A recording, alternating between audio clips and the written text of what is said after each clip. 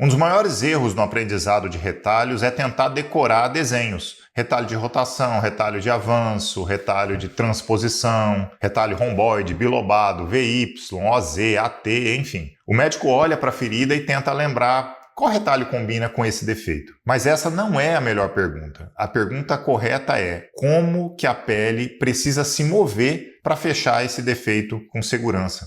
Porque o problema não é saber o nome do retalho. O problema é entender o movimento da pele. Quando você entende o vetor, o desenho deixa de ser uma receita decorada e passa a ser uma consequência do raciocínio cirúrgico. Hoje eu quero te mostrar como pensar os 3 movimentos fundamentais dos retalhos locais: rotação, avanço e transposição.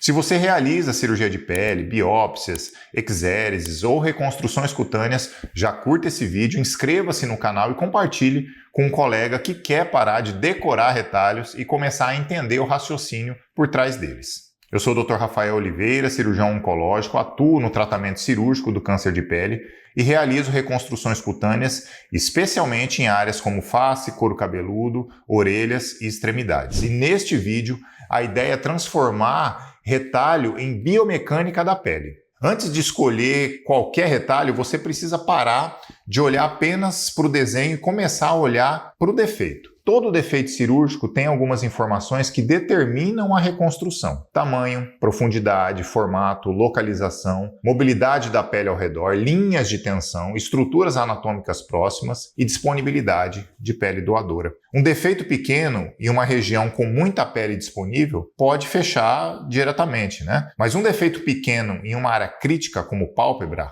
asa nasal ou lábio pode não tolerar nenhum vetor de tração inadequado. Um defeito circular na bochecha se comporta diferente de um defeito circular no couro cabeludo, por exemplo. Então, antes de perguntar qual retalho eu faço, pergunte onde a pele está sobrando, para onde ela pode se mover e qual estrutura ela não pode distorcer. Esse é o raciocínio que vem antes do desenho. Todo retalho local, pessoal, no fundo, é uma forma planejada de transferir tecido de uma área doadora para uma área receptora. E essa transferência sempre cria um vetor de força. Esse vetor pode avançar, pode girar ou pode cruzar. No avanço, a pele desliza para frente. Na rotação, a pele gira ao redor de um eixo, de um ponto. E na transposição, a pele cruza uma área de pele intacta para alcançar o defeito. Parece simples, mas essa é a chave. Porque cada movimento cria uma zona de maior tensão, uma cicatriz em determinada direção, uma deformidade possível e uma necessidade diferente de compensar excesso de pele.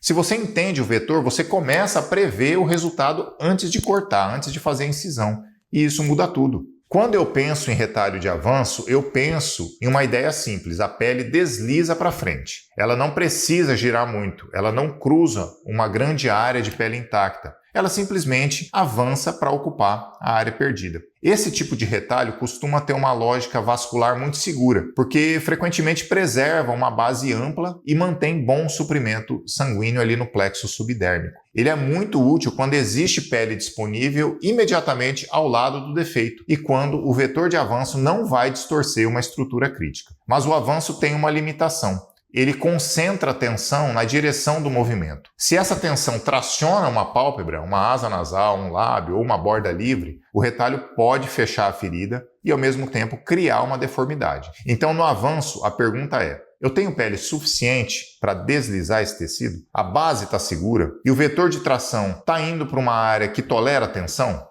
No retalho de rotação, por sua vez, a pele não avança simplesmente em linha reta. Ela gira em arco para preencher o defeito. Esse retalho é muito útil em áreas convexas, como couro cabeludo, bochecha, região temporal e algumas áreas da face em que a pele precisa ser recrutada de um território adjacente. Mas a rotação exige planejamento. Quanto maior a tensão, mais precisa, maior deve ser o arco de rotação. Um erro comum é desenhar uma rotação curta demais. O retalho até chega no defeito, mas chega sob tensão, com risco de isquemia, deiscência e muita distorção. Outro ponto importante é o backcut. O que é o backcut? Ele pode aumentar a mobilidade do retalho, mas também pode reduzir a base vascular se for usado de forma agressiva. Então, ele não deve ser automaticamente usado, ele deve ser usado com critério. No retalho de rotação, a pergunta que deve ser feita é: o arco é longo o suficiente?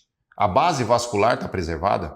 A tensão máxima está em uma área segura e o defeito secundário vai fechar sem deformar a região? Bom, se esse raciocínio de vetores já está fazendo sentido aí para você, curta o vídeo, se inscreva no canal, porque aqui eu trago conteúdos técnicos sobre retalhos, enxertos, cirurgia cutânea e reconstrução facial na prática. No retalho de transposição, a pele sai de uma área doadora e cruza uma ponte de pele intacta para alcançar o defeito. Ela não apenas avança, ela não apenas gira, ela transpõe. É o princípio de retalhos como o retalho romboide, o retalho bilobado e outros retalhos de transposição local. A grande vantagem é que você consegue recrutar a pele de uma área onde há maior disponibilidade e levar para uma região onde não há pele suficiente para fechar diretamente o defeito. Mas a transposição tem armadilhas. Primeiro, ela cria um defeito secundário na área doadora e essa área precisa ser fechada. Antes de mover o retalho, você precisa ter certeza de que a área doadora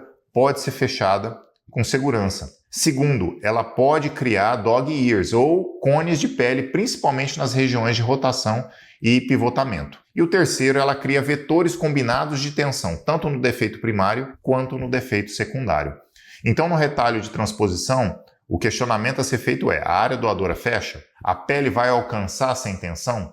O ponto de pivô está adequado? Os dog ears serão aceitáveis ou precisam ser planejados? E a cicatriz final ficará em uma direção favorável? Tudo isso deve ser pensado. O problema de decorar nomes é que você pode saber desenhar um retalho no papel, mas não saber adaptar quando o defeito real muda. E na cirurgia, o defeito real quase sempre muda. A margem pode aumentar, a pele pode estar menos móvel do que parecia, a tensão pode aparecer em uma direção inesperada, o retalho pode não alcançar com segurança, a área doadora pode não fechar tão bem. Então, se você decorou apenas o desenho, você vai travar. Mas se você entendeu a movimentação dos retalhos, aí você faz os ajustes. Você amplia o arco, você muda o vetor, escolhe outra área doadora, transforma um avanço simples em um avanço bilateral, troca uma transposição por uma rotação, ou então abandona o retalho e parte para o enxerto quando o leito e o contexto permitirem. O nome do retalho vem depois. Primeiro vem o raciocínio. Na prática, eu gosto de simplificar a decisão da seguinte forma: se existe pele disponível imediatamente ao lado do defeito e ela pode deslizar sem tracionar estruturas críticas, pense no retalho de avanço. Se a pele precisa ser recrutada ao redor do defeito, especialmente em uma convexidade e um movimento em arco distribui melhor a tensão, pense na rotação. E se a melhor pele doadora está ao lado, mas não exatamente alinhada com o defeito e precisa cruzar uma área de pele intacta para chegar até ele, pense na transposição. Mas nenhuma dessas escolhas ela deve ser automática. Você sempre precisa avaliar a direção das linhas de tensão, a elasticidade da pele, a vascularização da base, o fechamento da área doadora, a posição da cicatriz, se vai ou não formar dog ears e a possibilidade de distorcer estruturas anatômicas. Esse é o ponto. Retalho não é desenho, retalho é movimento. Então, antes de fazer a incisão de qualquer retalho, faça um checklist mental. Primeiro, qual é o vetor principal?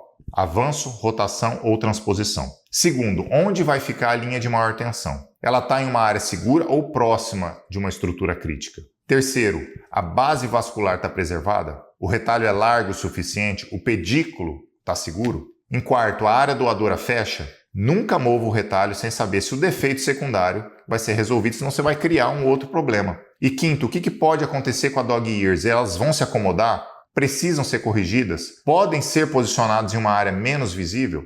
Em sexto, a cicatriz final respeita as linhas naturais da face? Porque não basta fechar. A cicatriz precisa ficar em uma direção que faça sentido estético e biomecânico. Esse checklist vai evitar o improviso. Se você quer escolher melhor seus retalhos, pare de começar sabendo o nome do retalho. Não comece pensando, eu vou fazer um romboide, um VY ou uma rotação. Comece pensando de onde a pele vai vir, para onde ela precisa se mover, qual é o vetor, onde vai ficar a maior tensão e que estrutura eu não posso deformar. Quando você entende isso, o desenho deixa de ser uma fórmula decorada e passa a ser consequência da anatomia, da biomecânica e do objetivo reconstrutivo. É assim que a cirurgia cutânea fica mais segura, mais previsível e com os melhores resultados funcionais e estéticos.